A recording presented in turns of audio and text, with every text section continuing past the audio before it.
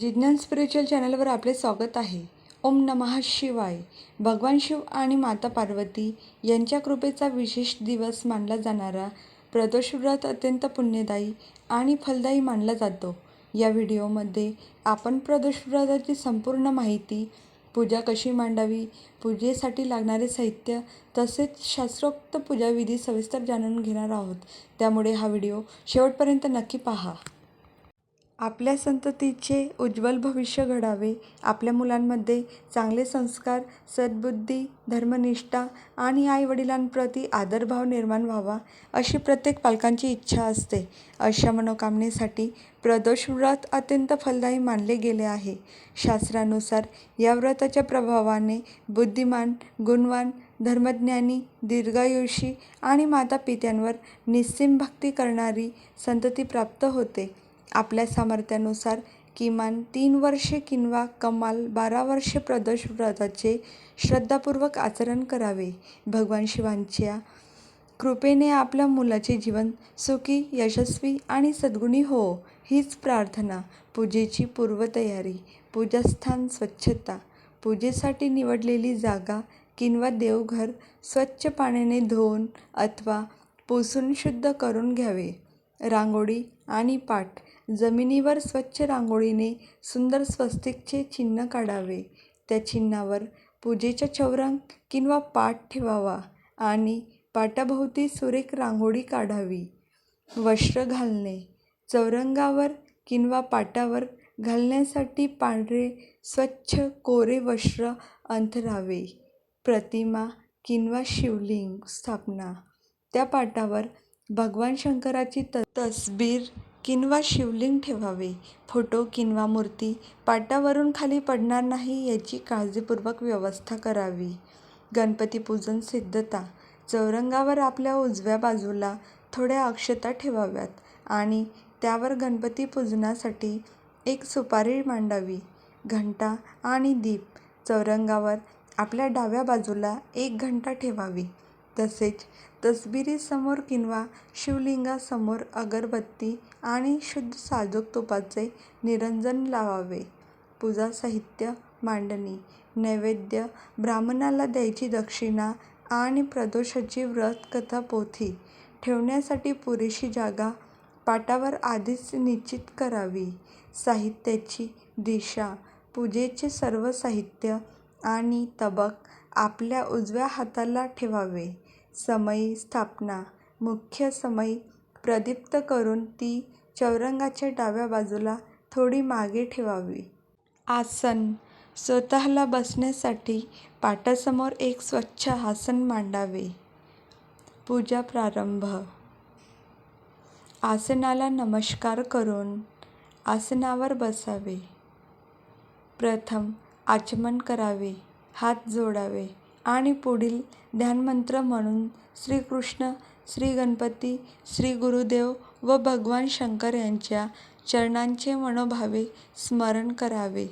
वक्रतुंड महाकाय सूर्यकोटी समप्रभ निर्विघ्नं कुरु मे देव सर्वकार्येषु सर्वदा. गुरुब्रह्मा गुरुर्विष्णू गुरुर्देवो महेश्वरा गुरु साक्षात् परब्रह्म तस्मै श्री गुरुवे नमः. कर्पूरगौरं करुणावतारं संसारसारं भुजगेन्द्रहारं सदा वसन्तं हृदयारविन्दे भवं भवामी सवितं नमामि. सुपारीच्या गणपतीला गंध, अक्षता आणि फूल वाहून नमस्कार करावा.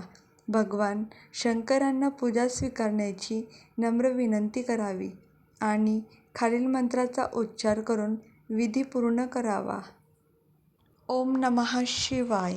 आवाहनार्थे अक्षतान् समर्पयामि. शंकराच्या तसबिरीला किंवा लिंगाला अक्षता वाहाव्यात. ओम नमः शिवाय. स्नानं समर्पयामि.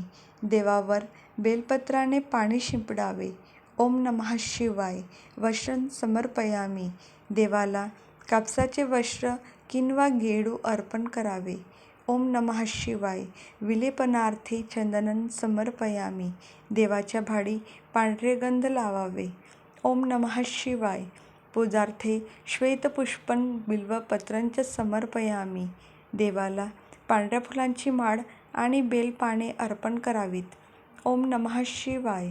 सुवासार्थे धूपं समर्पयामी. प्रदीप्त सुगंधी अगरबत्ती घंटा वाजवत देवाला ओवाळावी. ओम नमः शिवाय. दीपार्थे निरांजन दीपं समर्पयामी.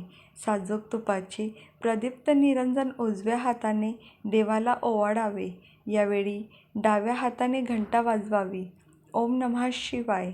नैवेद्यार्थे मिष्टान्नं नैवेद्यं समर्पयामी. चौरंगावर देवापुढे पाण्याने चौकोनी मंडल करावे. वाटीत किंवा ताटात दूध, साखर, खडीसाखर किंवा केळीसारखा कोणताही गोड पदार्थ ठेवावा. नैवेद्याभोवती पाण्याने डावीकडून उजवीकडे संतपणे पाण्याचा वेढा करावा. पूजा संपूर्ण झाल्यावर हा नैवेद्य सर्वांना प्रसाद म्हणून वाटावा. ओम नमः शिवाय. मुखवासार्थे तांबूलं समर्पयामी. देवासमोर विड्याची पान सुपारी ठेवावी. ओम नमः शिवाय. यथाशक्ती द्रव्यालंकारान् दक्षिणां समर्पयामी. देवाला 1 रुपया किंवा नाणे चौरंगावर ठेवून त्यावर उजव्या हाताने पाणी सोडावे. ओम नमः शिवाय. नमस्कारं समर्पयामी. देवाला नमस्कार करून पुढील प्रार्थना म्हणावी. व्रत संकल्प घ्यावा. पवित्र प्रदोषाच्या दिवशी त्रयोदशीला स्नानादी विधी उरकून शुद्ध व स्वच्छ व्हावे. उजव्या हाताच्या तळहातावर पाणी घेऊन देवाचे आणि गुरुदेवांचे स्मरण करावे. उजव्या हातावर पाणी धरून पुढीलप्रमाणे संकल्प म्हणावा. श्री गणेशाय नमः. श्री आदिनाथाय नमः. शंभू महादेवा, तुमची माझ्यावर अविरत कृपा राहावी म्हणून आज या शुभ दिवशी अमुक, म्हणजे इथे स्वतःचे नाव घ्यावे. मासात अमुक महिन्याचे नाव सांगावे. पक्षातील त्रयोदशीला या तिथीला मी भगवान शंकराच्या पूजेचा आणि प्रदोषाचा संकल्प करीत आहे. हे संपूर्ण व्रत आणि पूजा मी शिवप्रीत्यर्थ करीत आहे. याद्वारे माझ्या मनोकामना पूर्ण कराव्यात आणि माझे कार्य निर्विघ्नपणे पार पडावे. गणपतीला व शंकराला प्रत्येक फूल वाहून नमस्कार करावा. त्यानंतर हातामधील जल भूमीवर सोडावे. त्यानंतर तात्काळ मुख्य पूजेला प्रारंभ करावा. पूजा विसर्जन. व्रताच्या दुसऱ्या दिवशी सकाळी नेहमीप्रमाणे स्नान करून शुद्ध व्हावे. शंकराच्या प्रतिमेला पांढरे गंध व पांढरे फूल वाहावे. त्यानंतर पुढील विसर्जन मंत्र म्हणावा. गच्छ गच्छ सूरश्रेष्ठ स्वस्थाने परमेश्वर, यत्र ब्रह्मादयो देवास्तत्र गच्छ गिरिजापते, इष्टकामप्रसिद्ध्यर्थं पुनरागमनाय च. हा मंत्र म्हणून अक्षता वाहाव्यात आणि देवाचे मनापासून स्मरण करून नमस्कार करावा. पूजेच्या वेळी वापरलेली आणि पूजेसाठी उचललेली वस्तू व्यवस्थित जागेवर ठेवावी. पुढील प्रदोषाच्या वेळी तीच सुपारी मुख्य पूजेत पुन्हा वापरता येते. गणपती म्हणून पुजलेली सुपारी मात्र स्वच्छ करून देव्हाऱ्यात ठेवावी. पूजेतील 5 नाणी ब्राह्मणाला दान करण्यासाठी बाजूला काढून ठेवावीत. संपूर्ण व्रत विधी पूर्ण झाल्यावर ती दक्षिणेसह ब्राह्मणाला दान द्यावी. पूजेतील निर्माल्य एका बाजूला गोळा करून ठेवावे. ते वेळेनुसार नदी किंवा वाहत्या पाण्यात विसर्जित करावे आणि शिवमंदिरातील दानपेटीत यथाशक्ती दान टाकावे. प्रदोष व्रत उद्यापन विधी. प्रदोष व्रताच्या समाप्तीनंतर उद्यापन, होम, हवन व अन्नसंतर्पण म्हणजे ब्राह्मण भोजन या गोष्टींचा समावेश होतो. पण आर्थिक दुर्बलता असल्यास किंवा होम हवन करणे अशक्य असल्यास मनोभावे केवळ शिवपूजन करून संकल्प पूर्ण करता येतो. पण शक्य असल्यास पुढील पद्धतीने उद्यापन विधी सर्वसाधारणपणे करावा. संकल्पित व्रताच्या पूर्ततेनंतर प्रदोषाच्या दिवशी त्रयोदशीला सायंकाळी उद्यापन करावे. त्रयोदशीच्या सायंकाळी प्रदोषसमयी स्नान करून शुद्धीभूत व्हावे. सजवलेल्या चौरंगावर शिवपार्वतीची प्रतिमा किंवा लिंग स्थापन करून ब्राह्मणपुत्रांच्या मार्गदर्शनानुसार यथाविधी पूजा करावी. त्यानंतर शिवपार्वती प्रीत्यर्थ हवन करावे. ओम नमः शिवाय या मंत्राचा उच्चार करून सुरुवातच्या म्हणजे हवनाचा जो चम्मच येतो त्याच्या साहाय्याने शुद्ध साजूक तूप व काळे तीळ यांच्या 108 आहुत्या द्याव्यात. 2 कंकण प्रदीप्त अग्निपात्रात गाईच्या साजूक तुपाची आहुती देऊन हवनात अर्पण करावेत. त्यानंतर आरती म्हणावी, शांतता पाठ म्हणावा आणि एखाद्या धार्मिक मनुष्याला यथाशक्ती दान द्यावे. 2 ब्राह्मणांना उत्तम भोजन, पांढरे वस्त्र व दक्षिणा देऊन त्यांचे आशीर्वाद घ्यावेत. त्यानंतर व्रतकर्त्याने भगवान शंकराचे स्मरण करून आपल्या कुटुंबासह आनंदात भोजन करावे. स्वयंपाकात कांदा लसूण वर्ज्य असावा. खीर, पांढरे श्रीखंड किंवा एखादा पांढरा पक्वान्न असावा.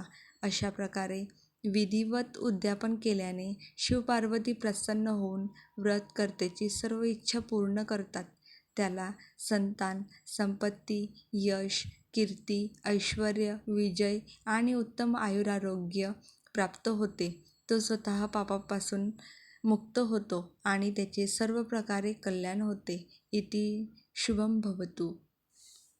भगवान शिव आणि माता पार्वती यांची कृपा आपल्यावर सर्वांवर सदैव राहो हीच प्रार्थना. व्हिडिओ आवडला असेल तर लाईक, शेअर आणि चॅनलला सबस्क्राईब करायला विसरू नका.